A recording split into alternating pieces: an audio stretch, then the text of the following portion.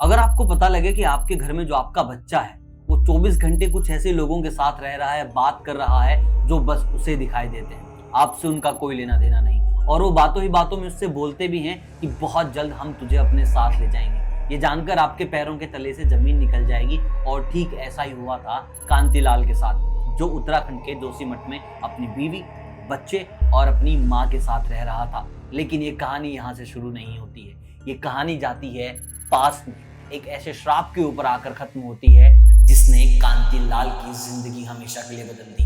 अपने बच्चे के लिए खुद की जान देने को तैयार हो गया था कांतिलाल, और गलती किसकी थी, किसने ये श्राप दिया, इस कहानी में हम बात करेंगे। कांतिलाल बड़े मजे में अपने परिवार के साथ रह रहा था, माँ, पत्नी, एक बेटा, सब कुछ ठीक चल रहा था। घर के पास एक बरगद का पेड़, जहाँ पर लोग आते थे, इज्जत करते थे, कांतिलाल की भी, उस पेड़ की भी। और कांतिलाल को बचपन से समझ नहीं आता था कि लोग इस बरगद के पेड़ की पूजा क्यों कर रहे हैं। उसने अपनी माँ से पूछा तो उसकी माँ ने भी कभी सही जवाब नहीं दिया, और न ही गाँव वाले इस चीज को बताते थे क्यों इस बरगद को पूजा जाता है। और धीरे धीरे कांतिलाल ने भी इस चीज पर सोचना बंद कर दिया, और ऐसे ही दिन बीतते गए। एक दिन जिस नौकरी के लिए कांतिलाल ने अप्लाई किया था, दिल्ली में उसकी नौकरी लग गई। वो अपने बेटे के साथ, बीवी के साथ दिल्ली निकल गया, क्योंकि उसकी जो माँ थी उसे घर पर ही रहना था, बरगद की सेवा करनी थी, घर की सेवा करनी थी। उनका यही कहना था, जिस घर में डोली आई है वहीं से अर्थी उठेगी। लेकिन जैसा उसकी माँ ने सोचा था, उसके विपरीत सब कुछ होने लग गया, क्योंकि एक दिन कांतिलाल का फोन आता है कि माँ, आपकी बहू पेट से है। और ये बात बताकर जिस तरीके की खुशी वो अपनी माँ से सोच रहा था वो मिली नहीं, बल्कि उसकी जो माँ है वो ज्यादा टेंशन में आ गई कि अब क्या होगा। और इस चीज को लेकर कांतिलाल काफी परेशान हुआ कि माँ को मैंने इतनी बड़ी बात बताई और वो बिल्कुल भी खुश नहीं हुई, और उसने भी फोन रख दिया। सब कुछ हुआ, सारे फंक्शंस हुए, कांतिलाल की माँ एक भी फंक्शन में नहीं आई, बीमारी का बहाना करके घर पे बैठी रही। और कांतिलाल ने भी धीरे धीरे नजरअंदाज कर दिया कि शायद जो हड्डियां हैं वो बूढ़ी हो गई हैं, और माँ अब दिल्ली आएगी जाएगी, परेशान होगी, क्यों ना बिना माँ के ही सारे फंक्शन कर लिए जाए। लेकिन जब छोटा बेटा 10 साल का हुआ, तब आया वो श्राप सामने, जो कभी कांतिलाल के दादाजी को मिला था। कांतिलाल अपने छोटे बेटे अंकित के जन्मदिन की तैयारियां कर रहा था। 10 साल का हो चुका था और वो चाहता था कि ये बड़े बड़े लेवल पर सेलिब्रेट किया जाए। दोस्तों को बुलाया गया था, हर तरीके के बंदोबस्त किए गए थे। लेकिन अपने बर्थडे से एक दिन पहले अंकित बहुत ज्यादा बीमार हो गया। किसी को समझ नहीं आ रहा था, डॉक्टर को दिखाया तो डॉक्टर ने भी बोला सब कुछ ठीक तो है, लेकिन अंकित का बदन तप रहा था। कांतिलाल ने सिलसिले में 10 डॉक्टर से बात की, किसी को कुछ भी समझ नहीं आ रहा था। लेकिन छोटा बेटा अंकित अभी भी हॉस्पिटल में था, आंखें नहीं खुल रही थी। और थक हार कर कांतिलाल अपनी माँ को फोन करता है कि माँ, ये सब कुछ हो रहा है यहाँ पे। और उसकी माँ बस यही बोलती है कि मेरे आने का बंदोबस्त कर, मुझे आज के आज अंकित से मिलना है। और ठीक वैसा ही हुआ। कांतिलाल की माँ हॉस्पिटल आई और कांतिलाल से बात तक नहीं की। जब कांतिलाल ने कोशिश की तो उसको अपने से दूर कर दिया और सीधा जाकर अंकित के तकिए के नीचे एक भभूत रखी, और उसके बाद आकर बोला कि शाम को तेरे बेटे को होश आ जाएगा, और जितना जल्दी हो सके तू गाँव आ जा, दिल्ली मत रहना।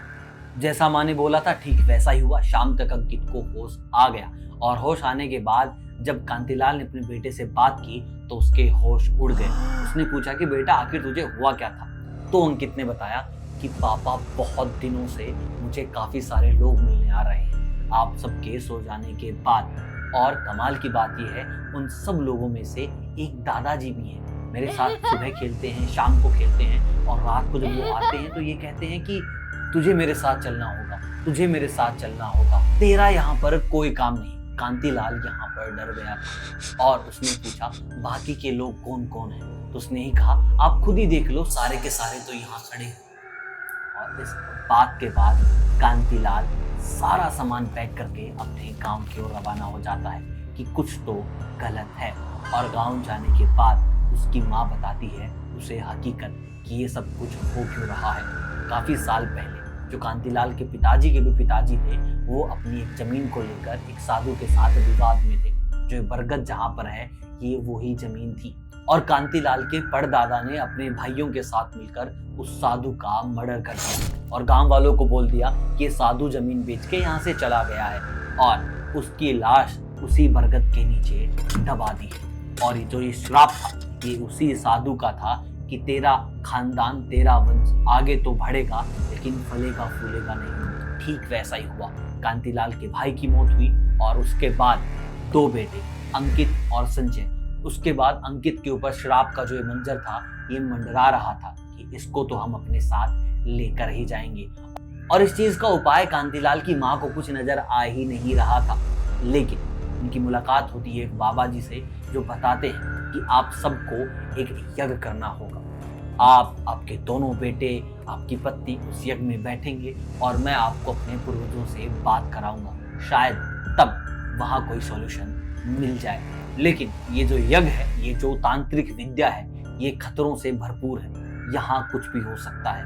तो अगर आप यहाँ आ रहे हैं तो अपनी जिंदगी को दांव पर ही लगा कर आना होगा। लेकिन कांतिलाल अपने बेटे के लिए कुछ भी करने को तैयार था।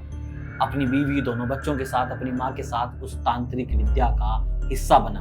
तांत्रिक ने सबसे पहले एक बड़ा गोला बनाया और कहा कि कुछ भी हो जाए लेकिन कोई इस गोले से बाहर नहीं निकलेगा। जो भी निकला उसकी मौत पक्की है। और ये कहकर अपनी तांत्रिक विद्याएं शुरू कर दी। और कुछ ही देर में जब आंख खुलती है तो कांतिलाल की माँ को, कांतिलाल की बीवी को, दोनों बच्चों को, खुद कांतिलाल को, तो सारे के सारे लोग अपने साथ बैठे हुए दिखाई देते हैं। और ये देखते के साथ कांतिलाल की जो माँ है वो डर कर वहां से भागती है और जैसे ही गोले से बाहर निकली वो उनकी आखिरी सांस थी, वहीं पर गिर गई। और अब कांतिलाल ज्यादा डर गया था कि अब कोई भी चारा उसके पास नहीं था। अब कांतिलाल समझ गया था कि यहाँ से निकलना उसके लिए काफी मुश्किल होने वाला है। और जो तांत्रिक था उसने भी थोड़ा छल किया कांतिलाल के साथ। वो भी चाहता था कि जितने भी लोग यहाँ पर आए हैं, जितनी भी आत्माएं आए हैं, उन्हें अपने वश में कर ले और अपनी ताकत को बढ़ाए। लेकिन कांतिलाल को इस चीज की भनक लग गई थी। अब उसके पास 2 रास्ते थे।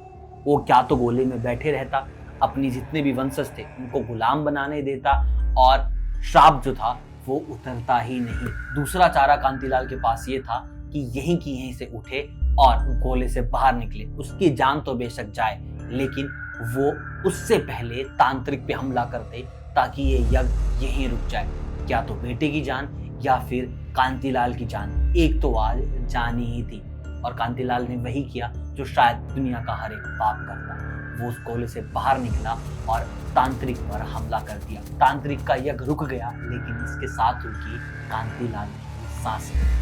और वहां पर बस बच गई कांतिलाल की बीवी और कांतिलाल के 2 बच्चे। अब कांतिलाल की बीवी समझ गई थी कि जो ये बेटा है उससे ये श्राप निकल गया है, क्योंकि उसकी जगह उसके पापा ने, कांतिलाल ने जान दे दी है। लेकिन आज भी जब वो अंकित को कभी खुद से गुनगुनाते हुए महसूस करती है तो वो डर जाती है।